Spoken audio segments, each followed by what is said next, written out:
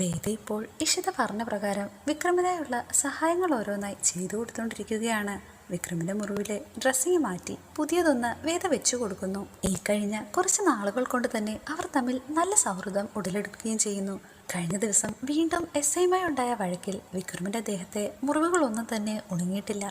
അതിലേക്കായി മരുന്ന് തേക്കവേ വിക്രം അറിയാതെ തന്നെ കരഞ്ഞു പോകുന്നു. എന്തോ ശബ്ദം കേട്ടെന്നോണം ശ്രീയേട്ടൻ ഇപ്പോൾ വേദയുടെ മുറിയിലെത്തി ഒച്ചയുണ്ടാക്കാതെ വാതിലിൽ ചെവി ചേർത്ത് വെച്ച് അകത്ത് എന്താണ് നടക്കുന്നതെന്ന് കേൾക്കാൻ ശ്രമിക്കുന്നു.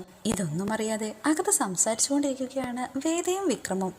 അല്പനേരം അവിടെ നിന്ന ശേഷം ശ്രീയേട്ടൻ ഡോറിൽ തട്ടുന്നു. ഇത് കേട്ടപാടെ വേദ ഞെട്ടലോടുകൂടി ആരാതെന്ന് ചോദിക്കുന്നു. എന്താ നീ ആരാന്നറിഞ്ഞാൽ മാത്രമേ ഡോർ തുറക്കത്തുള്ളൂ എന്ന് ശ്രീയേട്ടനും തിരിച്ചു പറയുന്നുണ്ട്.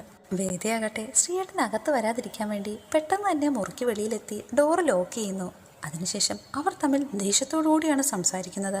നിങ്ങളും വർഷയുടെ അച്ഛനും കൂടി ചെയ്തു കൂട്ടുന്നതൊന്നും ഞാൻ അറിഞ്ഞിട്ടില്ലെന്നാണോ കരുതുന്നത്?